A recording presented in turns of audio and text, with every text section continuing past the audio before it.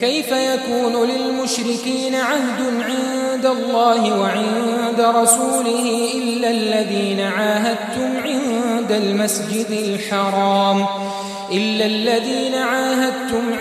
المسجد الحرام فما استقاموا لكم فاستقيموا لهم إن الله يحب المتقين.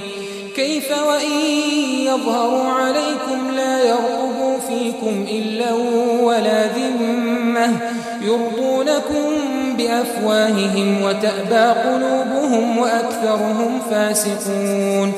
اشتروا بآيات الله ثمنا قليلا فصدوا عن سبيله إنهم ساء ما كانوا يعملون. لا يرقبون في مؤمن إلا ولا ذمة وأولئك هم المعتدون. فإن تابوا وأقاموا الصلاة وآتوا الزكاة فإخوانكم في الدين ونفصل الآيات لقوم يعلمون. وإن نكثوا أيمانهم من بعد عهدهم وطعنوا في دينكم فقاتلوا أئمة الكفر إنهم لا أيمان لهم لعلهم ينتهون. ألا تقاتلون قوما نكثوا أيمانهم وهموا بإخراج الرسول وهم بدؤوكم أول مرة أتخشونهم فالله أحق أن تخشوه إن كنتم مؤمنين. قاتلوهم يعذبهم الله بأيديكم ويخزهم وينصركم عليهم ويشف صدور قوم مؤمنين ويذهب غيظ قلوبهم ويتوب الله على من يشاء والله عليم حكيم. أم حسبتم أن تتركوا ولما يعلم الله الذين جاهدوا منكم ولم يتخذوا من دون الله ولا رسوله ولا المؤمنين وليجة والله خبير بما تعملون.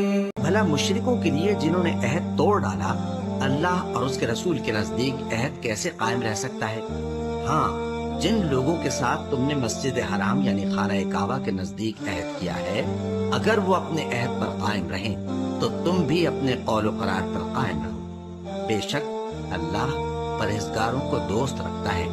بھلا ان سے عہد کیوں کر پورا کیا جائے جب ان کا یہ حال ہے کہ اگر تم پر غلبہ پا لیں تو نہ قرابت کا لحاظ کریں نہ عہد کا.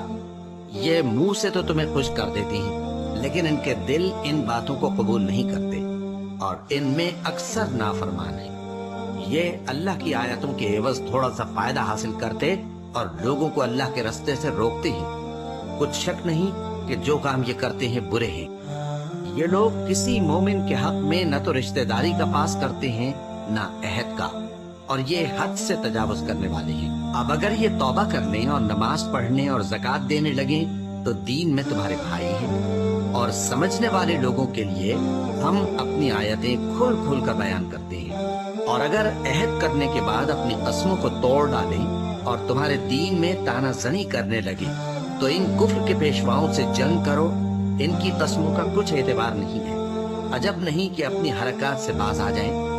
بھلا تم ایسے لوگوں سے کیوں نہ لڑو جنہوں نے اپنی قسموں کو توڑ ڈالا اور پیغمبر کو وطن سے نکالنے کا ارادہ کر لیا اور انہوں نے تم سے عہد شکنی کی ابتدا کی. کیا تم ایسے لوگوں سے ڈرتے ہو؟ سو ڈرنے کے لائق تو اللہ ہے اگر تم ایمان والے ہو. ان سے خوب لڑو.